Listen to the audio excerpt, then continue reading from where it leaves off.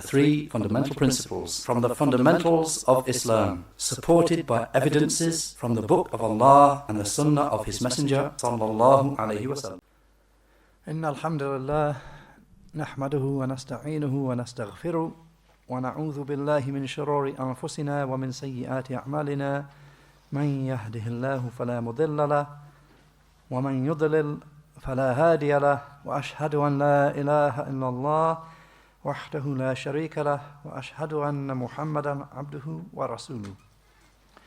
Amma ba'd. Then to continue with al-usul al-thalatha, the three fundamental principles, the book of Shaykh al-Islam Muhammad ibn Abdul Wahhab rahimahullah, with the explanation of Shaykh Salih al-Fawzan hafidhahullah. Then last week we had a part of the third initial treatise, which comes at the start of the book before the main body of the book. And we had the saying of the author Shaykh al-Islam, "I'lam arshadakallahu li ta'atihi anna al-hanifiyyata millatu Ibrahim an ta'bud Allah wahdahu mukhlisan lahu ad-din." Know, may Allah direct you to obedience to Him, that al-Hanifiyya, the religious way followed by Ibrahim, is that you worship Allah alone, making the religion purely and sincerely for Him. And in the explanation, Shaykh al-Fawzan hafidhahullah, he made clear that this, the Hanifiyya, the straight and true religion, the religious way followed by Ibrahim alayhi salam, that this is the way which our Prophet Muhammad sallallahu alayhi wasallam was commanded to follow, and it's the same religious way that we have been commanded to follow, and that it comprises two matters: at-tawheed wal-ikhlas, al-ibadah, the worship of Allah, the worship of Allah, and ikhlas, in that making that worship of Allah purely and solely for Allah, that you worship Allah alone. And that it's essential that a person, it being the case that we've been commanded to follow that way, then it is essential that we know what that way is. It's not sufficient that we say, yes, we've been commanded to follow the way of Ibrahim, so we follow the way of Ibrahim. Upon our tongues we say, and then in reality we do not know what is that way. Just the same as it is not correct that we say we are Muslims, we are upon Islam, and then if we're asked what is Islam, we say we do not know. This is not correct. Rather, it is obligatory upon us to acquire knowledge of what that is, what it necessitates. So, as he mentioned, then the religion of Ibrahim, the religious way of Ibrahim, is that you worship Allah alone and making the religion with ikhlas, purely and sincerely for Him. Then Shaykh al-Islam Muhammad ibn Abdul Wahhab rahimahullah, he continues this point. And what occurs in this in Lebanese print on page 75, on the Egyptian print on page 58, وَبِذَلِكَ أَمَرَ اللَّهُ جَمِيعَ النَّاسِ وَخَلَقَهُمْ لَهَا. جزاك الله خيرا.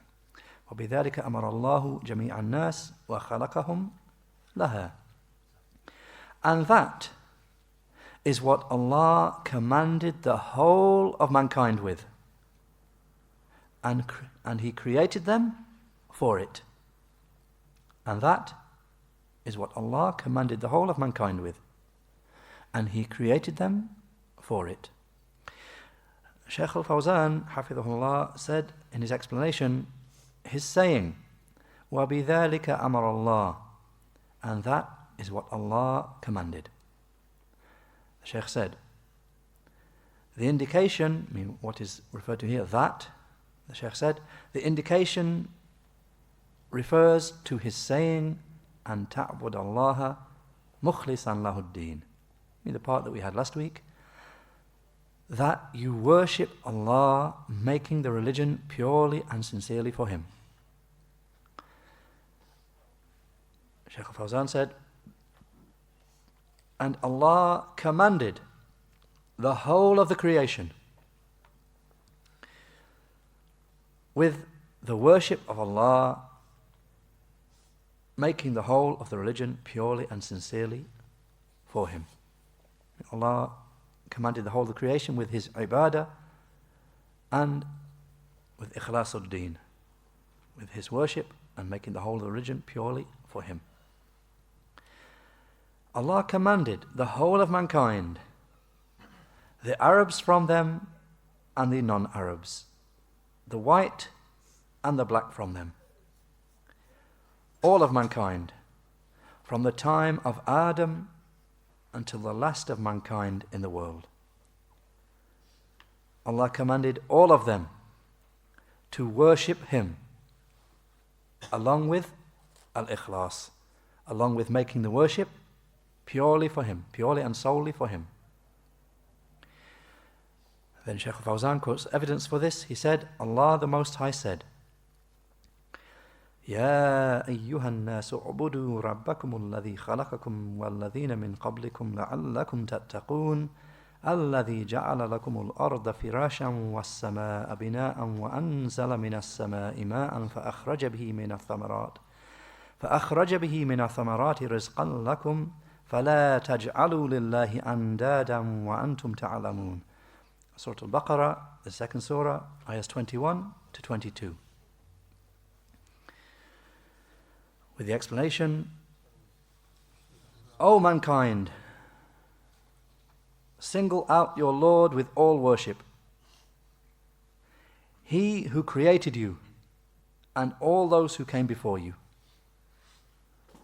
so that you may be from those who fear and are dutiful to Allah, who avoid His punishment. He who made the earth a resting place for you and made the sky a ceiling, and He sent down from the clouds rain,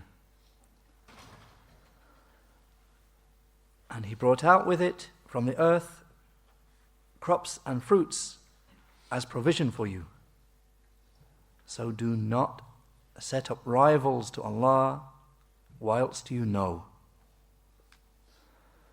Shaykh Fawzan continued with explanation of this ayah, referring to the last part, وَأَنْتُمْ تَعْلَمُونَ, with the meaning, whilst you know. Do not set up rivals to Allah whilst you know, Shaykh Fawzan said, that there is no rival for Him, and there is no one resembling Him, and there is no one like Him, and there is no equal for Him.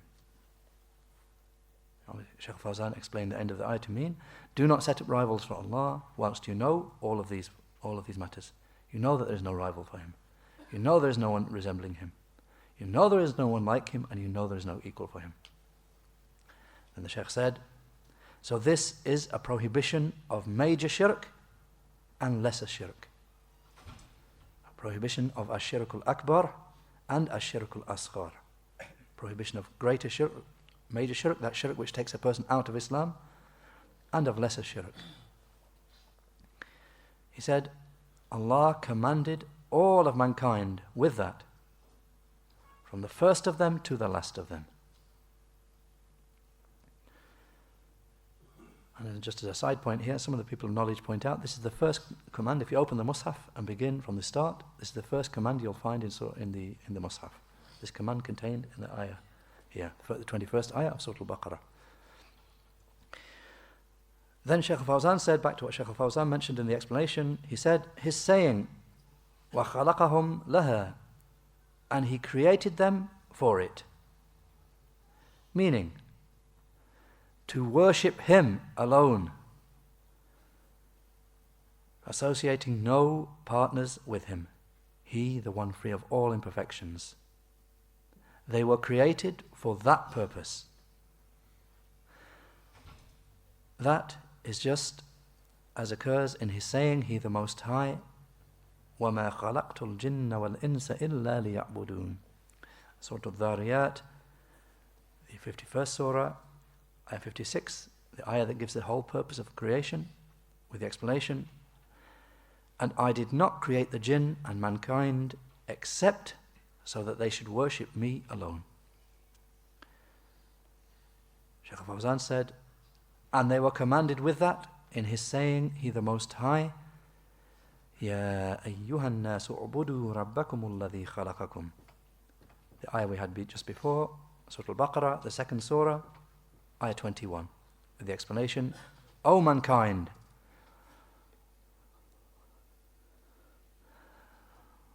single out your Lord with all worship, the one who created you. To the end of the ayah. Shaykh al-Fawzan said, this is the meaning of the saying of the Shaykh. When he says the Shaykh, of course, he means the author in the main text. This is the meaning of the saying of the Shaykh. خَلَقَهُمْ لَهَا وَأَمَرَهُمْ بِهَا. He created them for it, and He commanded them with it. He combined the two matters in His saying, and Allah commanded the whole of mankind with that, and He created them for it. In the two matters referring that Allah created the whole of mankind for this purpose, and He commanded them with this command. So the Shaykh, with his wording in the text, he combined both of these things. The fact they were created for that purpose, and the fact they were commanded with it. Then Shaykh al-Fawzan said, just as He the Most High said, وَمَا خَلَقْتُ الْجِنَّ وَالْإِنسَ إِلَّا لِيَعْبُدُونَ. The same ayah from Surah Al-Dhariyat, with the explanation, and I did not create the jinn and mankind except that they should worship me alone. The Shaykh said, so he's saying He the Most High, وَمَا خَلَقْتُ الْجِنَّ وَالْإِنسِ, the first part of the ayah with the explanation, and I did not create the jinn and mankind. He said, so Allah, He is Al-Khaliq. Allah, He is the Creator. He is the one who created all things.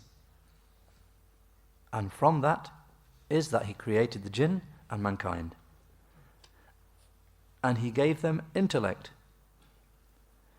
And He gave them the duty of worshipping Him alone and not associating anything along with Him. He particularized them, the mankind and the jinn, He particularized them with the command to worship Him, because Allah gave them intellects, and He gave them that by means of which they can distinguish between what is harmful and what is of benefit, and between the truth and falsehood. And He created all things for their welfare and benefit. Then the Shaykh quotes evidence for this. He said, He the Most High said, وَسَخَّرَ لَكُم مَا فِي السَّمَاوَاتِ وَمَا فِي الْأَرْضِ جَمِيعًا مِّنْهُ.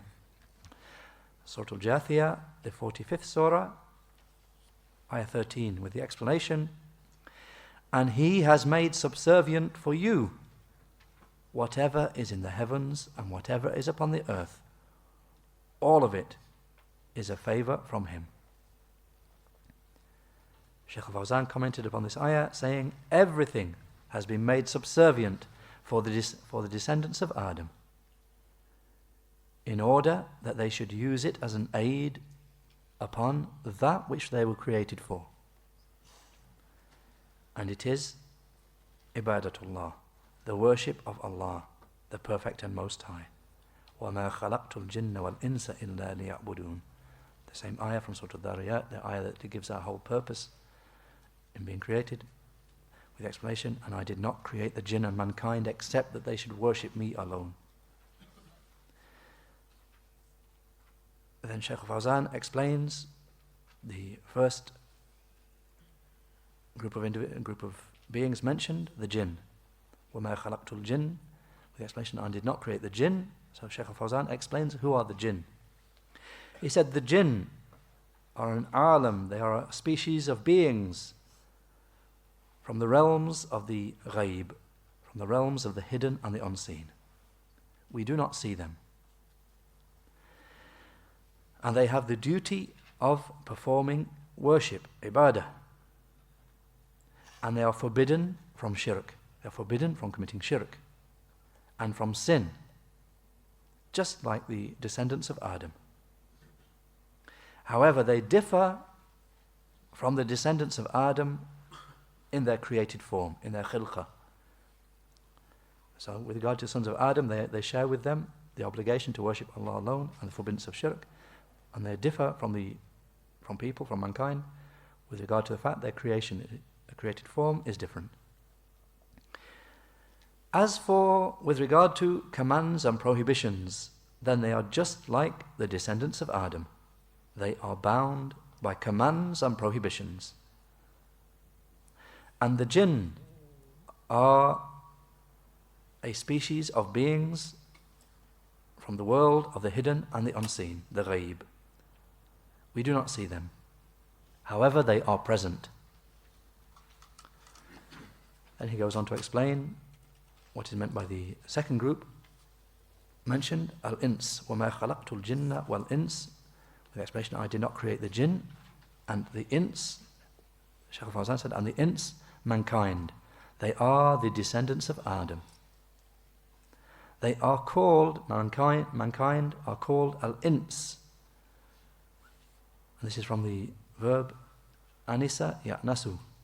As the Shaykh will make clear, something to do with being sociable, having social relations, being sociable and so on. So Shaykh al-Fawzan said they are called, mankind are called al-ins, because they are sociable with each other. They come together and they enjoy each other's company. So that's why mankind are called, use this word used for them, al-ins. Those beings are sociable beings. And the jinn, then he explains why the jinn are so called. These beings, why are they called this word al-jinn? The jinn are called jinn from al-ijtinan. And this is something which came previously, in a previous lesson, with regard to the description of Jannah.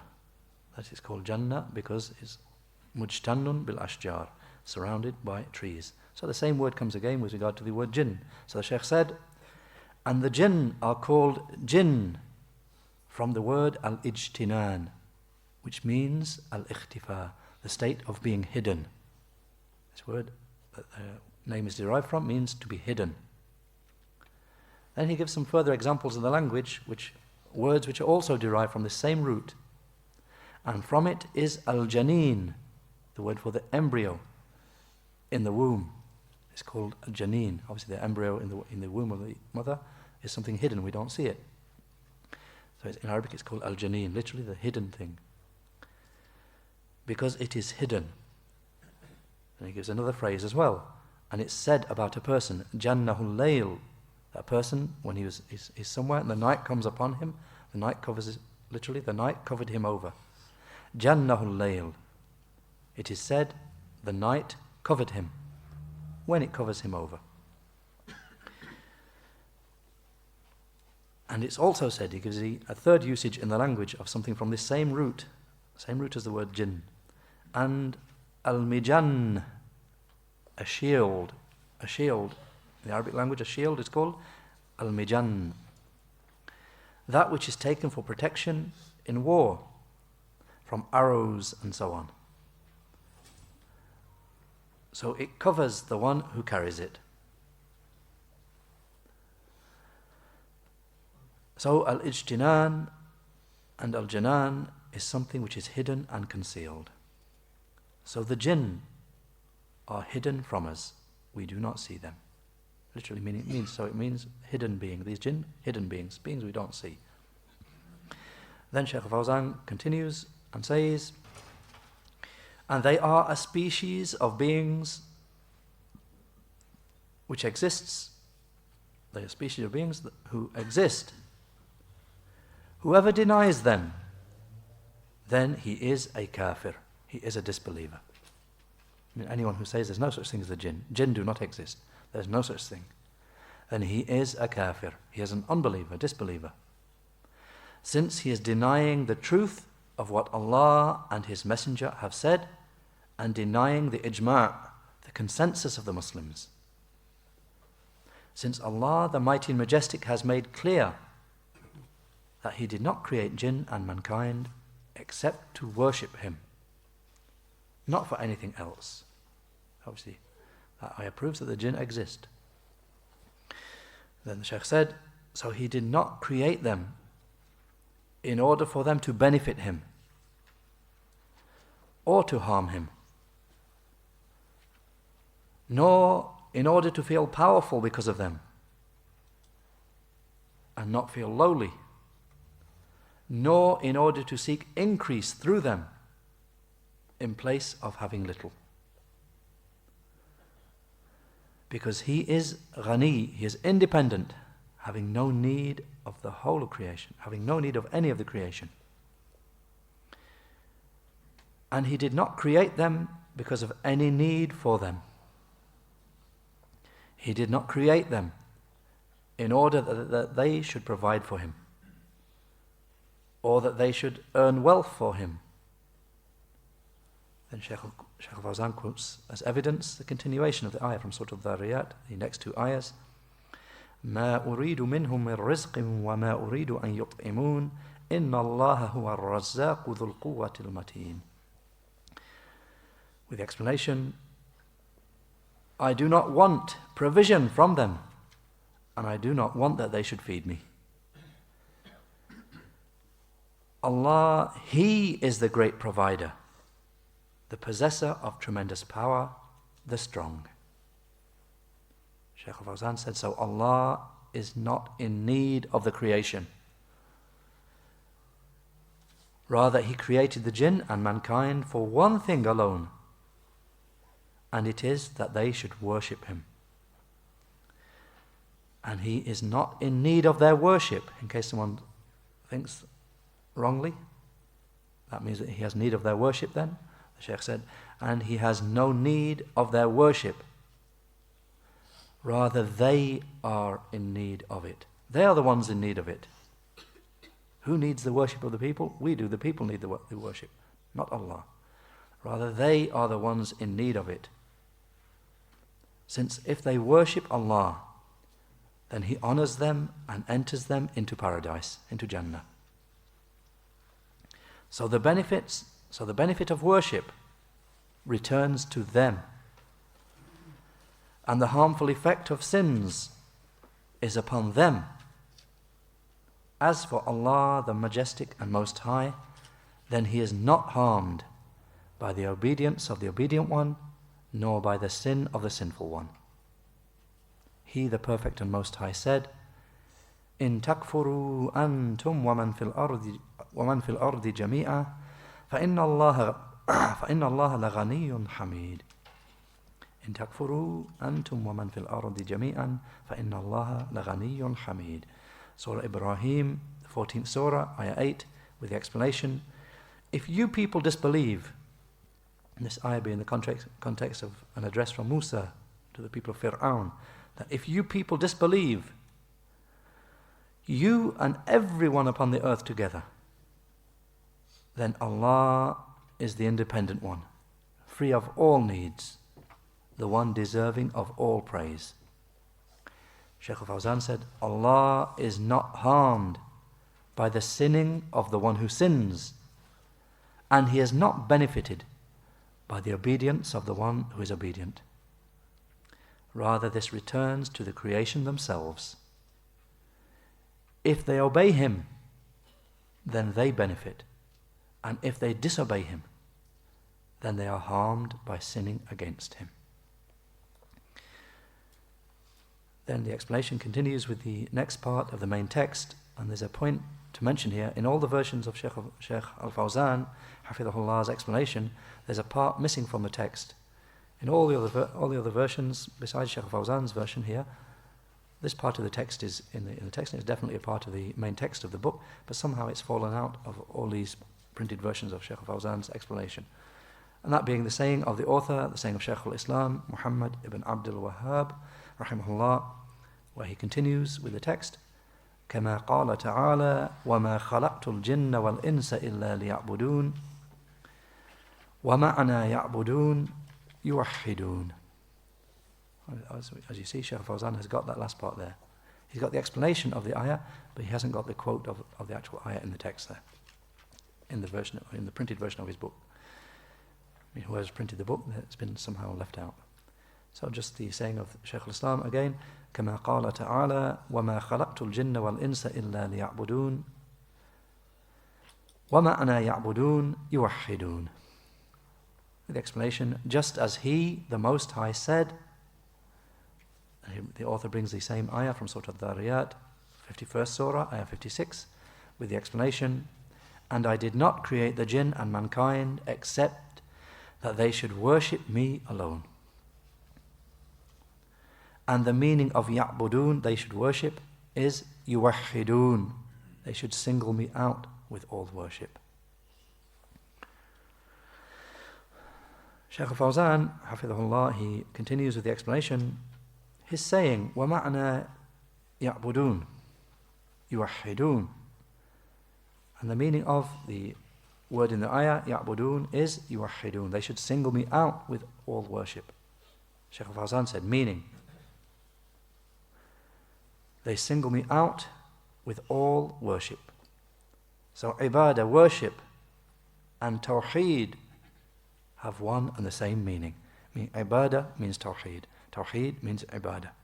One and the same meaning. Tawheed can be explained to mean ibadah, worship. And worship, ibadah, can be explained to mean tawheed. And the meaning of these two is one. So this contains a refutation of those who explain tawheed to be affirming that Allah, and how many, as a side point, how many people we find doing this in books and talks and the like. Many people who claim to have knowledge about Islam, they explain exactly what the Shaykh is saying here. The Shaykh is showing what's something that is wrong. Many people fall into this. Many deviant sects and the like fall into this. So the Shaykh said,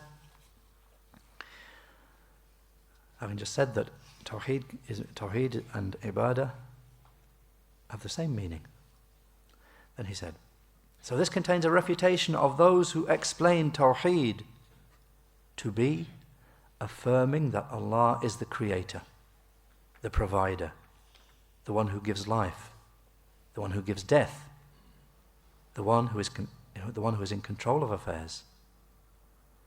This is not the Tawheed for which the creation were created.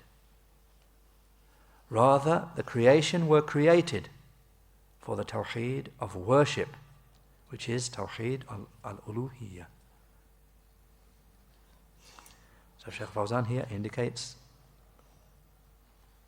that even though that is Tawheed of Allah's Lordship is one of the branches, the three branches of Tawheed, that is what the Tawheed that we were created for. Of the three branches of Tawheed being, as we all know, Tawheed al-Rububiyyah, Tawheed of Allah's Lordship, Tawheed of Allah with regard to His Lordship. Secondly, Tawheed al-Uluhiyyah, Tawheed of worship. And thirdly, Tawheed al-Asma' wa Sifat, Tawheed with regard to Allah's names and attributes. So the Shaykh makes a point here that when people explain Tawheed and say it is, that Tawheed means Allah is the creator, Allah is the one who gives life, Allah is the one who gives death. This is Tawheed. The Shaykh said this is not what is meant by Tawheed. This is not the Tawheed which we were created for. The Tawheed which we were created for, as we have seen, is Tawheed al-Uluhiyyah, Tawheed of worship. Then the Shaykh said, as for one who only affirms Tawheed al-Rububiyyah, as for a person who only affirms Tawheed of Allah's Lordship, one who affirms that Allah is the creator, the provider, the one who gives life, the one who gives death, the one who is in control. A person who only affirms that and no more. As for the one who affirms only Tawheed of Lordship, then he is not a muwahhid. He is not a person of Tawheed. And he will not be from the people of paradise. He will not be from the people of Jannah. And this is something so important, it's worth repeating and being understood and being stressed. As the Shaykh said, as for a person who only affirms Tawheed al-Rububiyyah, only affirms Tawheed of Allah's Lordship, then he is not a muwahhid, he is not a person of Tawheed. He is not a person who is upon Tawheed. And he will not be from the people of Jannah, he will not be from the people of paradise. Rather, he will be from the people of the fire. He will be from the people of the hellfire. Because he has not come with the Tawheed which he was created for, and with worship. As we have seen from the ayah, from Surah Al-Dhariyat, from the discussion, from what preceded, that mankind and jinn were created to worship Allah alone, not just to affirm that He is their Lord, Not just to affirm that He's our Creator, not just to affirm that He's the only one who gives life and gives death, and He's the only one in control. No, to worship Him alone. Then Shaykh al-Fawzan, Hafidhullah, he brings a small heading for the next point, of this all being continuation of this third treatise. Shaykh al-Fawzan gives the heading, أعظم ما أمر الله به التوحيد. أعظم ما أمر الله به التوحيد. The greatest matter commanded by Allah is Tawheed. Then comes the main text, the saying of the author, Shaykh al-Islam, Muhammad ibn Abdul Wahhab, rahimahullah, وأعظم ما أمر الله به التوحيد وهو إفراد الله بالعبادة. And the greatest of all that Allah has commanded is Tawheed, and it is to single out Allah with all worship. Shaykh al-Fawzan said in explanation, his saying, rahimahullah, أعظم ما أمر الله به التوحيد, the greatest of all that Allah has commanded is Tawheed. Shaykh al-Fawzan said, this is very important. That Tawheed is the greatest thing that Allah has commanded. All the commands which Allah has commanded, all of them, come after Tawheed. All those commands, they come after Tawheed. And the proof that the greatest thing that Allah has commanded is Tawheed is His saying, He the Most High. Then Shaykh al-Fawzan quotes the ayah from Surah An-Nisa, the 4th surah, ayah 36. He quotes the first part of the ayah, وَاعْبُدُوا اللَّهَ وَلَا تُشْرِكُوا بِهِ شَيْئًا. With the explanation, and worship Allah alone and do not associate anything with Him. Shaykh al-Fawzan said, commenting upon this ayah, because he only quotes the first part of the ayah, it's a longer ayah, he quotes the first part, وَاعْبُدُوا اللَّهَ وَلَا تُشْرِكُوا بِهِ شَيْئًا, and worship Allah and do not associate anything with Him. Shaykh al-Fawzan said, to the end of the ayah, in the whole of ayah 36 of Surah An-Nisa, the 4th surah, the whole of the ayah. This ayah contains 10 rights, and therefore it is called Ayatul Huquq al-Ashara. It's called the ayah of the 10 rights. I mean, the people of knowledge, they give this ayah a title, a name. The ayah of the 10 rights. Because it contains 10 rights, one after the other. The first of these rights is the right of Allah, the perfect. وَاعْبُدُوا اللَّهَ وَلَا تُشْرِكُوا بِهِ شَيْئًا. Part of the ayah that we had before with the explanation, and worship Allah and do not associate anything along with Him. So that's with regard to Allah's right. Then the ayah continues, وَبِالْوَالِدَيْنِ إِحْسَانًا. With the explanation, and treat the parents well. And treat the parents well. Shaykh Fawzan said this is the second right. And the second right that's mentioned after Allah's right is the right of the parents, that they be treated well. Then he mentions the next part of the ayah, the third right. وَبِذِي الْقُرْبَى. And, with the explanation, and the close relatives. This is the third right. And he explains what is meant by the Dawul Qurba, the close relatives. The Shaykh said, the close relatives, the Dawul Qurba, they are those people to whom you are closely related through your father or your mother, such as fathers and grandfathers, and paternal uncles and paternal aunts. I mean, uncles and aunts on your father's side, and maternal uncles and maternal aunts, uncles and aunts on your mother's side, and brothers and sisters, and children of brothers and sisters, and children of paternal uncles and paternal aunts. Those people are Dawul Qurba. They are the ones termed Dawul Qurba, your close relatives.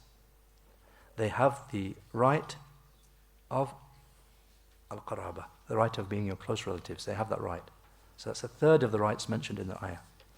And he mentions the fourth one, wal-yatama, with the explanation, and the orphans. And the orphans. Shaykh al-Fawzan said,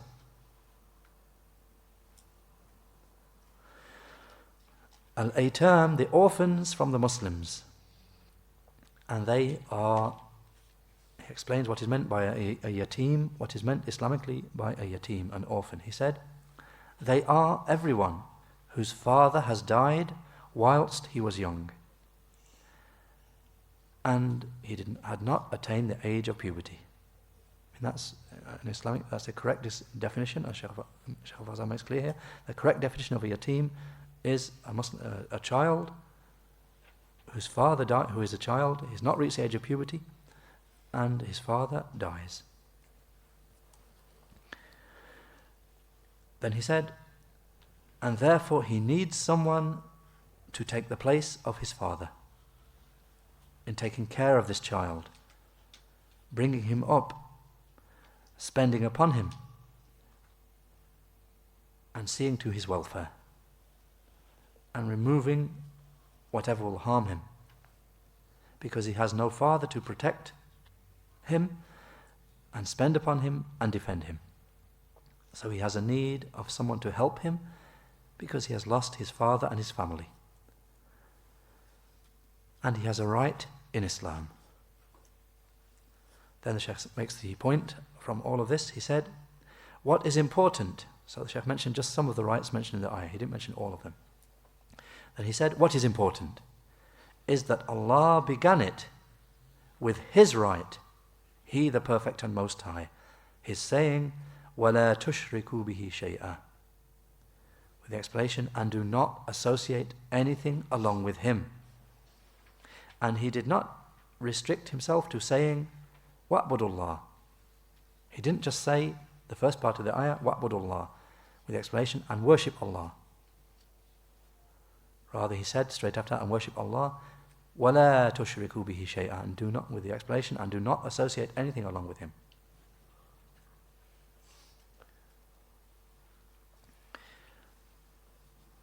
Shaykh al-Fawzan said, explaining why this is, that Allah the Most High did not just say wa'budullah and worship Allah, but rather added to it, وَلَا تُشْرِكُوا بِهِ شَيْئًا, and do not associate anything along with Him, because worship will not be correct along with shirk, and it will not benefit. I mean, if a person does that, he worships Allah, but he also has shirk. The Shaykh said, worship along with shirk will not be correct, and it will not benefit. And it will not be called ibadah, it will not be called worship, unless it is khalisa, done purely and sincerely, made purely and sincerely for Allah the Mighty and Majestic. If it has shirk along with it, a person who does worship Allah but he commits shirk, then it will not be ibadah, it will not be worship, no matter how much the person exerts himself in its performance. So he joined the matter of worship with the prohibition of shirk,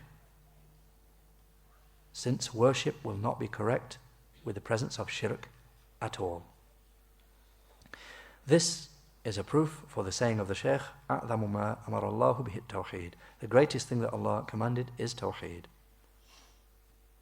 And the Shaykh said, because Allah, or since Allah began many ayahs with it, in evidence that the tawheed is the greatest of all obligations is the fact that Allah has begun many ayahs with it, with the command for tawheed. From them is this ayah, and from them is His saying, He the Most High, وَقَضَى رَبُّكَ أَنْ لَا تَعْبُدُوا إِلَّا إِيَّاهُ, Surah Al-Isra, 17th Surah, ayah 23. With the explanation, and your Lord has commanded that you should not worship except Him. So He, the Perfect and Most High, began with tawheed. And this proves that the greatest thing that Allah has commanded is it. That it is the greatest thing that Allah has commanded. Then Shaykh Fawzan quotes a further evidence. قُلْ تَعَالَوْا أَتْلُ مَا حَرَّمَ رَبُّكُمْ عَلَيْكُمْ أَنْ لَا تُشْرِكُوا بِهِ شَيْئًا وَبِالْوَالِدَيْنِ إِحْسَانًا وَلَا تَقْتُلُوا أَوْلَادَكُمْ مِنْ إِمْلَاقٍ. Surah Al-An'am, the 6th surah, ayah 151, with the explanation, say, come, I will recite to you that which your Lord has truly forbidden for you. Do not associate anything in worship with him, and treat the parents well, and do not kill your children on account of poverty. Shaykh Fawzan said, this is a proof for what will follow, that the greatest thing that Allah has forbidden is shirk.